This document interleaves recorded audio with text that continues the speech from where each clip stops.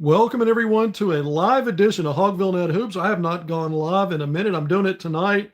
We're changing things up a little bit. This is going to be a post game that bled into a recruiting segment. I think instead tonight we're just going to talk about this game. It was one of those heavyweight bouts, especially offensively, but one of those instant classics. Unfortunately for the Razorbacks, the shorthanded Razorbacks coming in shorthanded most of the night due to foul trouble, and then four players fouling out. Check up short 117-115 in double overtime against Alabama. Arkansas 20th ranked, the Crimson Tide 25th. Two ranked teams. Arkansas hadn't played a ranked team since beating down Vanderbilt and Bud Walton Arena over a month ago, or about a month ago. And this was just one of those games where Arkansas had built up a 14-point lead in the first half, led by 10 at halftime. Had another 14-point lead coming in the early going second half. Bama fought its way back, built up a 6-point lead late in regulation. Darius Akuff Jr., who scored 49 points tonight. Not only a career high for Darius at 49 points, but it's the most ever scored by a Razorback on the road. And so that was interesting, right? I mean, no one as good as he's been, and with two 31-point career high games, no one would ever rule out a 40-point game for Acuff the way he's been playing, but getting close to a 50 spot. And granted, it went to two overtimes, but it's the second most points ever scored by a Razorback in any game. And so Rodney Clark holds that distinction with 51 points. I believe it was a season opener back on one of the forgettable teams against Alcorn State. This one, this 49 against quality, obviously feels a little bit different. This was one of those games that just felt like two heavyweights just trading shots. It was like Ali Frazier in the late rounds. What was it? That third fight that Ali won to salvage that head-to-head 2-1, the Thrilla in Manila. But this felt like kind of like one of those deals, and Bama comes out on top. But let's go through it real quick. There are a lot of things that come to mind here. One is, we've been saying for 2 years now that Calipari says less is more with his roster builds, and it's worked. Attrition caught Arkansas late last year, and Arkansas in some ways got better, won big games, improved the resume enough to get to the NCAA tournament, and then make it to a Sweet 16 effectively without its two leading scorers. We saw Carter Knox and DJ Wagner miss a couple of road games against inferior teams, but still SEC teams on the road, and Arkansas blew out Mississippi State, followed by LSU. Knox back out tonight. Seeley, who only played in the two games that DJ and Knox were out, was also out tonight. So Arkansas, if you count Seeley as a ninth man, he really hasn't been in the rotation. So you have an deep rotation after last year starting with 9. And we've always said, this isn't maybe the best formula moving forward for figuring out ways to win when you deal with attrition, whether it's injuries and or foul trouble. Well, Arkansas had both tonight. Injuries that cut them down to a 7 rotation. DJ Wagner available. Carter Knox out again, missing his third game in the last 4. Again, Seeley not available. And you saw what happened to Arkansas. 4 players fouling out, and you move as this game moved along, some in regulation, others in the overtime period. And so Arkansas loses 4 players down to 7. So you finish the game with only 3 rotation players and 2 players that never see the floor unless it's a blowout. They haven't played very minutes at all. When you look at Jaden Carolette, who I suspected would be the first guy off the bench, he's had experience in a minute here and a minute there. Last season when Arkansas had some issues with attrition and foul trouble, and that's what happened. And then you had Elmer Zavich come into the game as well. So there's a big question mark in terms of how you approach this. It's hard to sit here and nitpick at Arkansas in a game like this where you had your chances to win. You were step for step with a good team on its home court. These were 2 top 5 ranked offenses when you look at KenPom efficiency coming into it. Alabama ranked 3rd, Arkansas 5th. If you look at defensively, Arkansas just a little better, 42nd in KenPom, 43rd. Coming into this one, Alabama in the 50s, mid-50s. Not a lot of difference there either. Arkansas looked like the better team in the first half. And then from there, it was just kind of back and forth. This is a game also, what stands out to me is the fouls and free throw discrepancy. Now, Alabama was the more aggressive team and the smarter team inside the arc and driving to the basket. Arkansas, got big performances from three players and obviously set the tone set by Darius Akuff Jr., who again played all 50 minutes. When you count two overtime periods, that's a 50-minute game. 49 points, so effectively a point a minute. 6 of 27 from the field, 6 of 10 from three, coming off a 7 of 10 performance from three against Auburn, which were career highs. He matches his career high in 3-point attempts with 10 and one shy of matching that career high makes with 6. 11 of 12 at the foul line, 5 rebounds, only 1 turnover in 50 minutes. We were talking earlier in the week in the pregame show that Acuff somehow, some way has not been SEC Player of the Week this season. He's been 7 times SEC Freshman of the Week. That's a record. No player's ever done that in this league. But this is the best player in the league, and he goes out and shows it again tonight, but exponentially more than what he's already done, which is in a big way. And Philon, Darius Philon, who had a big game himself, one of those players that's in the conversation for Player of the Year in the SEC, 35 points, 7 assists, and 2 rebounds. But Acuff was even better than him in this game, playing again every minute. Philon only played 41 minutes. You saw Malik Thomas having a really big night for Arkansas offensively, but he was in and out with fouls. 24 points, 8 of 13 from the field, 6 of 8 from three. He did most of his 3-point damage in the first half. He did hit 2 back-to-back threes early in the second half for Arkansas to extend back to a 14-point lead kind of early in the half. Bama went on a big run. Acuff got quiet just for a stretch there, 3 or 4 minutes, and then Alabama regained the lead for the first time since the first half, built it up to 6, and Arkansas kept cutting into it, including Acuff, who hit a big 3 with 12 seconds left in regulation to tie the game and allow Arkansas to get it to overtime. So a big triple by Acuff was just a huge shot to send it into extra basketball. Arkansas jumped out to a quick 5-point lead in the overtime period. And then, in crucial moments in this game, it wasn't just the letdown defensively because both teams weren't all that great defensively. I thought Bama was better in the second half defensively than Arkansas was ever able to recover and be. But they had their moments late in the game. DJ Wagner forcing a couple of turnovers late. Trevor Brazile getting a few blocks. In my pregame show, one of the things I said was Arkansas had to win 3 out of 4 categories. Had to. I said the front line had to find a way to be better than Bama's. Bama's loaded at guard. They've got one guy that can be really dynamic on that front line, and that's the freshman forward, Amari Allen. I think that's his name. But the combination of Brazile, Pringle playing against his old team, and Malik Ewan, who I thought would have a chance to have a big game here, and it just wasn't meant to be. Arkansas did not win that category. So the other 3 categories then, if you got to win 3 out of 4 in a game like this, were the free throw line. Well, Arkansas lost that as well. 27 of 34 for Bama, 79.4%. Arkansas better percentage-wise, 84.2%, but only 16 of 19. So you made 11 fewer free throws in a game you lost by 2, and you took you took 15 fewer free throws. You got almost doubled up at the free throw line. If you want to point to any stat in this game, it was that one.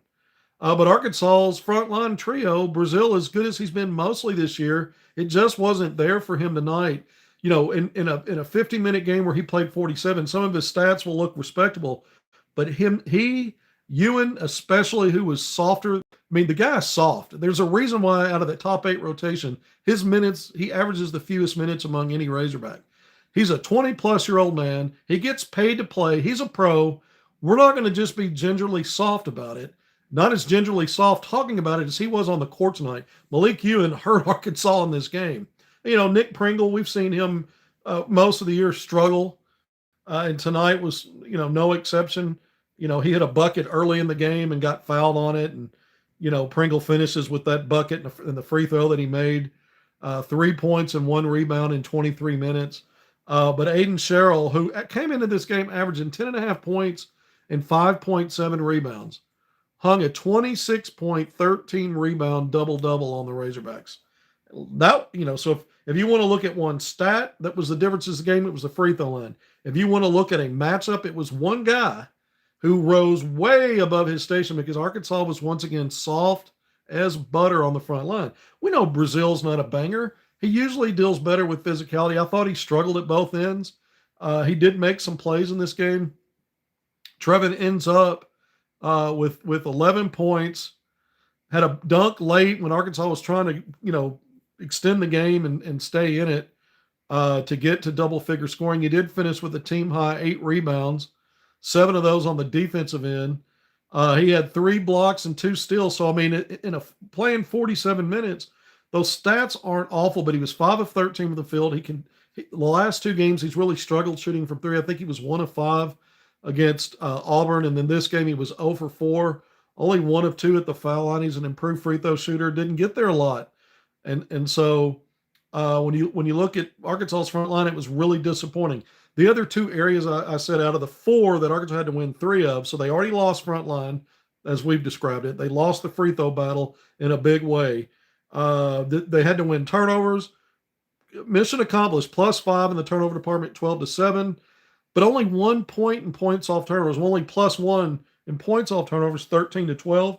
I said Arkansas also had to win fast break. Technically, that was true, but only 11-10. Most of that in the first half. Arkansas had a pretty big advantage in transition scoring early. Second half, Bama did a better job of keeping Arkansas from running. A lot of that was because Bama didn't miss shots.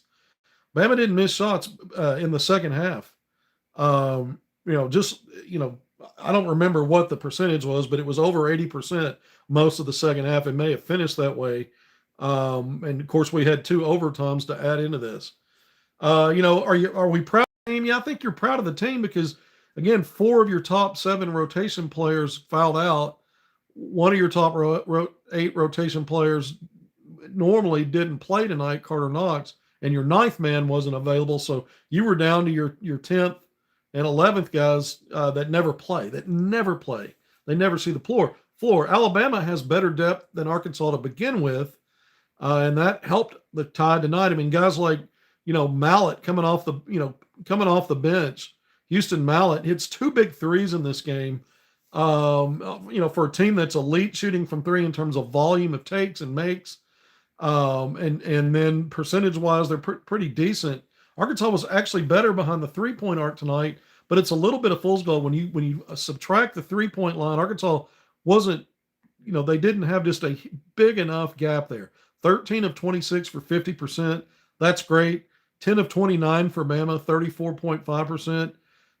That's the percentage is a little bit below what they do. They usually make 13 per game, so -3 off their normal number. They usually take 36 per game, so -7 there. But on the other side, Arkansas, I always say this, if Arkansas is taking 25 or more threes, they're in trouble. They have to find a way to get downhill and get to the basket. And tonight they couldn't do it. Even when they didn't take threes, a lot of the buckets Acuff and Blake Thomas got were mid-range jumpers. They were taking mid-range jumpers. Billy Richmond, who I haven't even brought up yet, big game for him, although he stayed in foul trouble and, played only 34 minutes. That sounds like a lot, but in a 15-minute game, it means he was out for 16 minutes. Part of that with foul trouble. The other part, he had to finish watching on the bench after he fouled out. But 20 points after coming off a 25-point career high against Auburn. 20 points for BR3. 6 big rebounds, 5 of them on the offensive end. He was a battler. And so you had 3 players for Arkansas with 20 or more points, and Acuff nearly at 50. Brazil, another one in double-figure scoring with 11. But I mentioned after that, it was DJ Wagner off the bench. He took 4 threes tonight. He finally hit one. He had another one where he was wide open that I think would have allowed Arkansas to maybe have a chance to win this game. He wasn't able to hit that. But Wagner with 5 assists. He did have a couple of steals, made a couple of big defensive plays in one of those stretches late in this game, in one of those either regulation or end of the first overtime or somewhere in there. It's kind of all running together to me. Yeah, why is DJ shooting threes? It's a great question because they're leaving him wide open, and he thinks he ought to be taking them. There's a reason he and Billy Richmond are left open.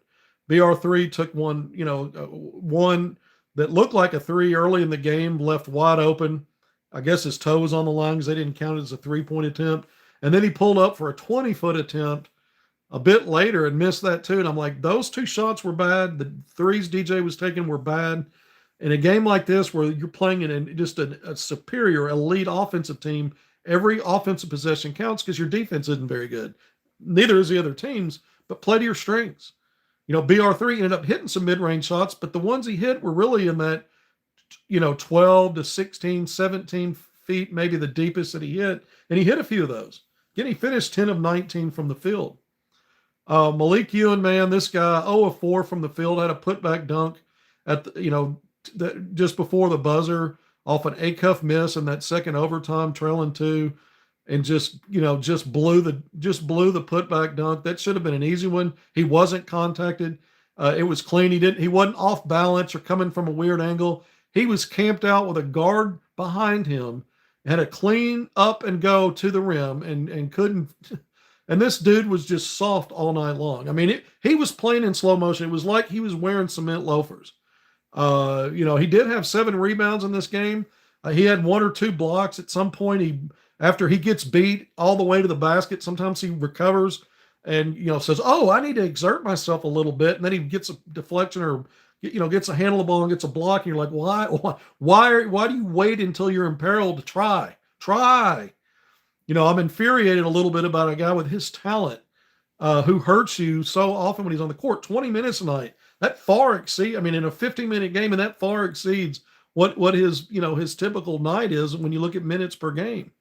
He can do some damage production-wise, but he has these stinkers where you're hurting for the most part when he's on the court. He had at least 4 offensive rebounds, and it seems like they were mostly all wasted because Arkansas, he didn't do anything. It's just kind of baffling how ineffective he can be. And it looks like lack of effort to me. That's a no-no. Kudos to Jaden Karawalewa and Elmir Zavitz getting their first rotation minutes and meaningful playing time on the season, I guess. Arkansas was down to the nubs, man. Pringle had fouled out. DJ had fouled out. Billy Richmond III had fouled out. Trevor Brazile finished with only 1 foul in this game. Acuff had only 2. And so you had a couple of players there that managed to stay on the court. And then Ewan, who's in the rotation, had only 3 fouls in this game. Arkansas might have been better off, honestly, had he fouled out instead of one of the guards and just try to figure out a way to get it done with him out. But that didn't happen that way. All right, nearly 18 minutes in. This is a crybaby session on my part. Comments are rolling in, and I can't even see them or get to them. Kevin, I said back in October that Cal failed this team by not getting good front court players. Yeah, it's looking that way, isn't it? Arkansas, for most of the season, Trevor Brazile's played at an all-league performance. He has. He didn't tonight. He had a bad night tonight. He had some head-scratching stuff. You would have loved to see Brazile, just hit 2 of those 4 3-point attempts. Just 1 might have been the difference in winning this game in regulation. He had some other opportunities to get closer to the rim, and he took some goofy, contorted shots. He had 1 floater where he beat a man off the dribble. Defenders will close on him because he can knock down threes, and a lot of times he just ball fakes and goes by. He got into an area where no one was around him, and he just settled for a little runner floater. And it just wasn't there. He should have taken 1 more dribble, gotten to the rim, and challenged somebody with a dunk attempt, and maybe get an and 1, or maybe get 2 free throws if they foul you and you don't get the dunk, or maybe you just get the dunk and there's no call, whatever. And then later he went all the way down the pipe and got a dunk, but it was kind of, you're feeling like, well, a little too little, too late. Painful how atrocious Arkansas's front line was tonight. I said Arkansas had to take away from this elite offense, either diminish their work, limit them from beyond the arc or inside the arc, because they're really good inside the arc as well. Alabama is coming into the game shooting 57% on 2-point field goals, and most of that's just getting to the rim. And you take a lot of threes, and you wonder, how does this team, but Arkansas did limit Alabama relative to what it's used to.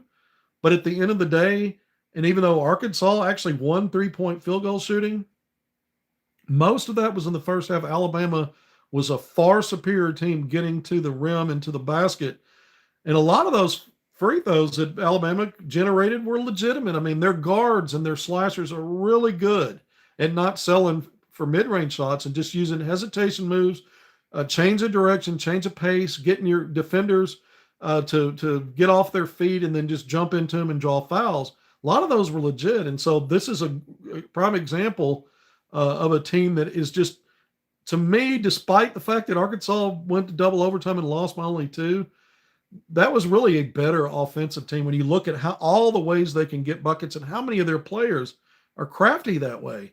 You know, Arkansas really only has 2 gifted offensive players. That's Darius Akuff Jr. and Malik Thomas. Billy Richmond III is a slash and burn kind of guy, and there's a value there. I mean, he's got back-to-back 20-point games, but he's not really a shot creator in the sense of if you're able to take something away, and it's hard to take away his drive game. So there's not a lot that defenses are really doing to confound him lately. But he's not a typical shot creator. Alabama, again, both of these top 5 ranked offenses, Arkansas is a really good offense. But if you really want to drill down on the depth of players that can create offense for both teams, Bama has it in spades. Yet Arkansas found a way, and it was an Acuff, Malik, and Billy Richmond. It was a 3-headed bucket monster tonight, especially Acuff. Man, I look at these numbers again, 16 of 27 from the field. That's wild and wacky stuff. Again, 6 of 10 from 3, 11 of 12 at the foul line, 5 rebounds, 5 assists, only 1 turnover for Darius Akuff. He did also have a steal in those 50 minutes and a block. So he did a little bit of everything, right? He did just a little bit of everything. I mentioned Richmond and his 5 offensive rebounds as part of his 6 total boards, 20 points. He usually gets some blocks and steals. He didn't have any of that tonight. And part of the problem there, again, was Bama's players do not settle for weak shot attempts. They go right at you, and then they get close to the rim, and then they put you on, they put the referees in a decision-making mode. You're going to call this contact when I get this player a little out of position, and then I create the contact. And Bama also, their offensive players extend their off arms a lot to create space, and officials weren't calling any of those off. If you felt like some of those were offensive fouls, they weren't calling that tonight. The only real offensive fouls that were called were those off-ball 2-man game screens when both teams got tagged with them in this game. But the last thing Arkansas could afford to do was foul 26 times in a game where only had 7 available players in its typical rotation. I mentioned Trevor Brazil's stat line. If you look at those stocks, 5 of those tonight, he led the team with 8 rebounds. He got to 11 points, 47 minutes. Just a really poor night for him. When Pringle was on the floor in this game playing 23 minutes, Arkansas was minus 11. Box score minus 11. And so, but you don't have a choice. Because you also had some really bad minutes from Ewan. So you were trying to figure something out, which guy's going to step up and give you something. Turns out neither one was willing to give you much. I know Ewan had 7 rebounds. Again, 4 on the offensive glass that effectively equated to nothing. I mean, nada. He had a couple of putback opportunities that he smoked. He had another offensive rebound that should have just go back up and get a layup. He turned away and then threw the ball away immediately to an Alabama defender, and it was going the other way. He had another offensive rebound before that where he, instead of trying to go up, he turned away and made an awkward pass to a teammate. He was just not good at all in this game. I mean, even some of the shot, he was 0 for 4 from the field. He took just little weak, soft fade, weirdly contorted shots himself. Like he didn't want to be, like he didn't want none, man. He doesn't want to be there. Mm-hmm. I don't know what else to say. That's just what it looked like. That doesn't, that's not to say that's what's going through his mind. That's what's going through my mind when I'm watching that. Again, the 20-plus-year-old man making big money. He's a pro. So we're going to talk about these guys like they're pros. When I look around it again, let's go to some more of the team stuff. I've mentioned some of it here and how that compared. Alabama won the overall rebounding battle 43-36. But Arkansas won the offensive glass 15-12. I said this in my pregame that Bama gets a lot of offensive rebounds, but they give up a lot too. And you saw that tonight. You saw Billy Richmond get in there. I mentioned Malik Ewan, although those were empty offensive rebounds. Every one of them ended up being empty, but he got some. But Arkansas +3, they're 15-12. Second chance points, Arkansas +7, 19-12. Usually Arkansas loses that or doesn't have much of a gap if it does win that or draw even, usually at best. 19-12 there. Bench points, favored Alabama 13-8. DJ Wagner got all 8 of Arkansas's bench points because Malik Ewan was not up to the challenge tonight in this game. Points in the paint, Alabama +12, 58-46. Fast break again, Arkansas 11-10. Blocks, Arkansas 6-1. Arkansas had been getting double digits in blocks in the 3 previous games. 6 tonight, had a +5 advantage there. But you didn't alter enough shots in this game. Bama got a lot of easy layups and dunks from Sherrill, where Arkansas just parted the sea. Big body, but he's just not a big producer. Tonight he was. Arkansas's front line laid an egg. It wasn't just Ewan. It wasn't just Pringle. Even Brazil had a forgettable night, really. He had some plays here and there that helped him get some stats, but it was just enough to keep Arkansas within contact, I guess, if you want to look at it that way. But Arkansas needed more to establish itself as the best team in this game and pick up a huge quad 1 win on the road. By the way, not knowing right now what Vanderbilt, and if some of you are watching what Vanderbilt's doing on the road against Missouri, Arkansas with this loss dropped to 19-7 overall on the season, 9-4 in the SEC. So now 2 games behind the Florida Gators in the league standings with only 5 to play. Arkansas was 1 game ahead of everybody else, or better, for sole possession of second place. Now Arkansas, the Tide, Alabama, Tennessee by virtue of its win earlier tonight, and then whatever Vanderbilt does against Missouri. But Arkansas, Bama, and Tennessee all tied in third and second place, 2 games behind Florida now at 9-4 in the league standings. Again, if Vanderbilt picks up a road win against Missouri, the Commodores will make it a 4-team tie for second place at 9-4. Arkansas has a head-to-head advantage against both Vanderbilt and Tennessee. Let's say you ended the season tied with either one of those teams in the league standings. Arkansas is playing only each one of those teams once, both on their home court, the Razorbacks, and they won those games. And then Arkansas, in terms of Alabama playing the Tide only once, head-to-head goes Alabama's way. What a stinker by Arkansas. By the way, Kentucky losing on its home court last night to Georgia is now still a game behind the Razorbacks and these other teams we're talking about in second place here at 8-5. And again, Arkansas and at least Bama and Tennessee, at least Bama and Tennessee tied in 3-way for in second place at 9-4. Sorry, I'm still looking at some stuff here while I'm trying to articulate. But Arkansas won the steals, technically 6-5. Assist went Alabama's way 16-15, kind of marginal there. This was a game where, again, Arkansas was really disappointing. We've seen it all year long with the resistance in the paint, but some games are a little better than others, and this is one of those games where they failed miserably because it wasn't just Sherrill. And what about the performance by the freshman for Alabama with his own double-double, Amari Allen? He's the one I said in the pregame really worried me more than the other frontline guys. As it turns out, I should have been worried about Sherrill as well, Aiden. But Allen with a double-double of his own. 2 full frontliners for Bama with double-doubles tonight. Allen with 19 points, 11 rebounds. Holloway, who averages 17 a game, finished with 15, made all 5 of his field goals, including a 3-pointer, made all 4 of his free throws. Some big ones late as this game got, carried itself into overtime.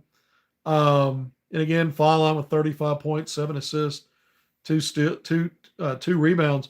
Bama shot 40 of 71 from the field, 56.3% overall. Arkansas 43 of 87, 49.4. And as good as Arkansas was shooting threes, 13 of 26, it's just too many for Arkansas to be at its best. But conversely, Arkansas wasn't very good inside the arc. Again, the ones they hit were mostly mid-range shots. When you're talking about getting to the rim, it was only Billy Richmond III and some Acuff. Who else? Did anybody else get to the basket and finish layups?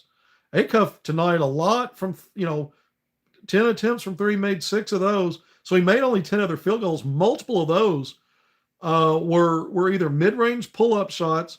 He did get in the paint for a couple of fadeaway shots, and I think in the first half he hit 2 or 3 layups, but he didn't have a ton of layups like sometimes he does. So Arkansas was not great in the paint in this game. They just weren't. And the bigs, they can hang that on these bigs. Pringle and Ewan combining for 1 of 7, and then Brazil 0 of 4 from 3. So he was 5 of 9 inside the arc, but man, he took some weird angles and took some weird shots and should have been better than he was. The Arkansas's front line was a major disappointment in this one. Now I tend to be repetitive. I'm just kind of stuck on it. People are going to want to focus on moral victories. Arkansas, came in shorthanded and look, I understand that, but the bottom line is you lost a game. You might have lost this game at full strength. You had a hell of a effort by most of your players. You didn't have, you don't have outside of, again, 2 players really the kind of offensive firepower that Alabama has up and down its lineup. But you got a guy like Billy Richmond that's just hard to stay in front of. But then kind of at the end in a 2-point loss where both teams are pushing 120 points, those kind of things kind of showed up. And it was part of the reason why Alabama generated so many more free throw attempts, because they know how to put you in the trick sack. You're either going to give up an easy score or they're going to cause you to foul them and get to that foul line. Someone just posted, Ewan is lazy and doesn't give a shit. Well, I'm not going to toast my coffee to you. I'm not going to do this to toast you, or did I just do it? I'm not sure. I don't think I disagree with you. I don't know about the lazy, but it looks like that. I don't know what causes a player to not be engaged, stay engaged, and play, at this level with this opportunity. He's had some decent statistical games this year. He's helped Arkansas win some games, but he consistently does too much of this stuff. And you'll look up in some games, he's taken 4 or 5 shots, made a few of them. He's close to 8 to 10 points. He's usually getting, 2 or 3 offensive rebounds. He'll block a couple of shots, usually recovering off his own mistake, giving up so much real estate to begin with. And you're like, it's just silly. It's just silly. I'm like, if you've got the ability to block the shot, you sure as hell have the ability to just proactively move your feet before the action ever gets downhill on you and get some kind of position, some kind of resistance. If you can't do that, you're not going to block enough shots to make up for it in games. That's why you can't play a ton of minutes. That's why you don't. It's just one of those things. I know I sound exasperated. I just can't figure out Arkansas. If we learned anything tonight, it's that Arkansas should have at least gone to a top 9 rotation that it planned to use game in and game out. And even if that meant Isaiah Seeley's your 10th man, and you needed probably a more physical player on the front line, but we thought Pringle would bring that. When you look at Ewan statistically at Florida State in the ACC last year, not a great team, but I mean, the dude's averaging over 15 points and between 7.5 and 8 rebounds, playing 25, 26 minutes a game.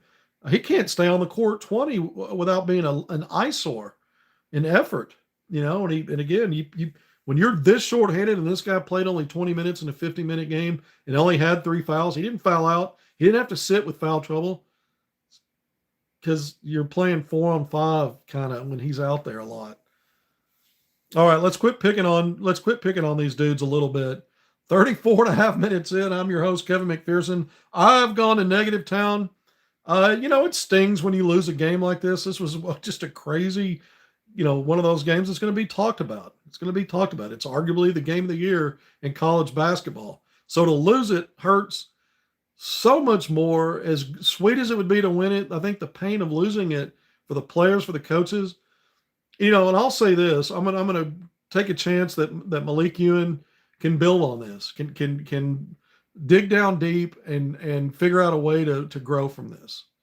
That's all you can hope for. He's still part of the team. Again, he's helped Arkansas win games.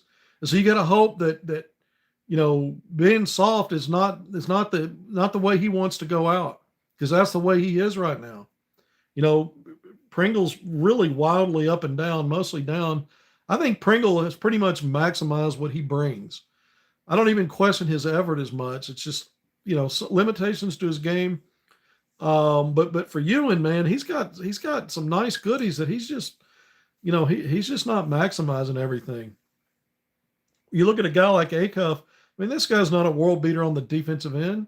Had a big block shot. He'll get a block here and there. That was in the first half. And Arkansas had some nice runs in this game, and a lot of that was just him dagger, getting it any way he wants. And then Malik Thomas had his runs as well, man. Stretches where you look at that talent and you're like, oh my.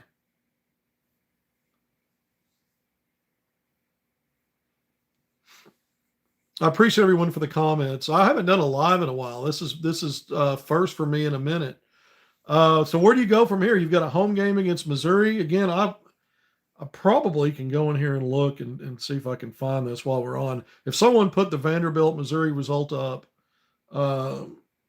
actually, the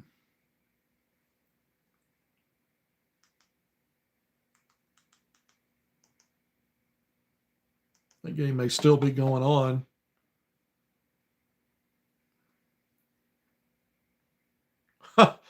Missouri's not going to be in a four-way tie, it doesn't look like, for second place in the league. Vanderbilt's not going to be. Missouri's up by 21 points with 8:43 to play, 65-44 on the Tigers' home court. So Vanderbilt is going to slip to 8-5, and I think they'll be tied with Kentucky and Missouri. Missouri will move to 8-5, so there'll be a tie there. There may be another 8-5 team. I think Texas won last night at home against LSU, and Texas may also be 8-5. So you're going to have a three-way tie, or you do have a three-way tie at 9-4 for second place. And I believe this will create a four-way tie at 8-5 for, what does that make it? If you have three teams in second place, for fifth place. So Arkansas is still in a battle coming down the stretch. 5 games to go. You want to be one of those double bye, top 4 seeds that get a double bye to the quarterfinals on Friday, the SEC tournament. So Arkansas is still in great position to do that. But there are no givens, especially with the fact that Arkansas is playing the toughest part of its schedule coming down the stretch. This Missouri team, again, an 8-5 team in league play, and they've got some quality wins, including a blowout tonight of Vanderbilt. We know Arkansas blew Vandy out, a few weeks ago, the last time Arkansas defeated a ranked team. Arkansas fell to 6-7 in quad one games tonight, 4-5 against ranked teams. So that's just a reality. So that's not, none of that's just, none of that's all respectable still. Arkansas had a real chance to be on the positive side of those numbers, though, with a big win against a quality Alabama team. Again, neither one of these defenses have inspired me to believe that either one of them is going to get past the Sweet 16. They're going to have some luck of the draw breaks against teams that, are good but can't defend, or, something weird's going to, or an injury to some team that changes who they really are once you get to the tournament, something like that, because the defenses just aren't good enough for a variety of reasons for both teams, in my opinion, to advance past, probably a Sweet 16, maybe an Elite 8. Final Four weekend, neither one of them have a Final Four defense. Now, again, they pretty much defined themselves at this point in the season. Arkansas has shown a little improvement. They've inched up some improvement. They'll take a slide back after this one. The Razorbacks will, and the Ken Palm. I haven't looked at it since the end of this game. It's probably updated. But, again, Arkansas, you don't give up. You don't quit trying to be a Final Four team. You're going to do everything you can to be that. But Arkansas's got severe limitations, and we saw it rear its ugly head on the interior tonight on the front line. In a game I thought Arkansas could match wits and maybe outshine Bama. Never dreamed Aiden Sherrill would just own this team. I mean, he almost tripled his scoring output on the season, on his average this deep into the season, and he more than doubled his rebounding output. I mean, head scratcher. Not a whole lot more to go. We just hit 40 minutes. I'm going to sign off. I want to thank everyone for joining me on the live tonight. My name's Kevin McPherson. I'm your host. If you haven't done it already, please hit subscribe, like, and share. We appreciate it. If anything, you enjoyed the Acuff game of ages, the 49-point game that set some standards at Arkansas. I'm at a point now where I'm calling him the greatest freshman in Arkansas history, certainly offensively. And that's a huge statement. I mean, you look at the freshman seasons of guys like, Lee Mayberry, just a really good freshman. Scotty Thurman and some of the numbers and some of the things he did, while Corliss Williamson, also a freshman, was injured and out, missed so many games, and Thurman putting up 30-plus point games as a freshman and big wins. You look at Moses Moody, who was Arkansas's leading scorer, first team All-SEC just a few years ago, and came within a whisker of being the SEC Player of the Year, finishing second in that to an Alabama player. The guy's name escapes my mind, Herbert Jones. Anthony Black, as good as he was in so many ways for Arkansas just a few years ago. You look back at it historically, a guy like Joe Johnson, who missed several games, still did a lot as a freshman, and you knew this dude was going to eventually be a lottery pick. Corliss Williamson, when he came back from injury, was one of the best players in the SEC as a freshman. But I've never seen anything like this from an offensive standpoint, controlling the game standpoint. And even though he's not a plus defender, he does so much offensively that in some ways there's some defense baked into that, because he's making life hell on other teams. Other teams expend a lot of energy trying to keep up with him. And in some ways it might impact what they're doing on the other end. Now, not tonight against this elite offensive team, but in most cases that's been true. And I know I said I was signing off. I guess I need to tip my hat one more time to Acuff. Malik Thomas as well, again, 24 points, 6 rebounds, a couple assists. I didn't go through all his stats. Again, Billy Richmond, 20 points, 6 rebounds, 2 assists. If you enjoyed the up and downness of this game and the big points and the excitement of it, can't blame you for that. Great college basketball game. All right. I actually am signing off. Be great in all your endeavors. I hope the rest of your weekend is great. I hope Arkansas bounces back with a big home win over Missouri, a Missouri team that's rolling tonight on its home court against Vanderbilt. Until next time, Tom, I appreciate all of you. We'll see you soon.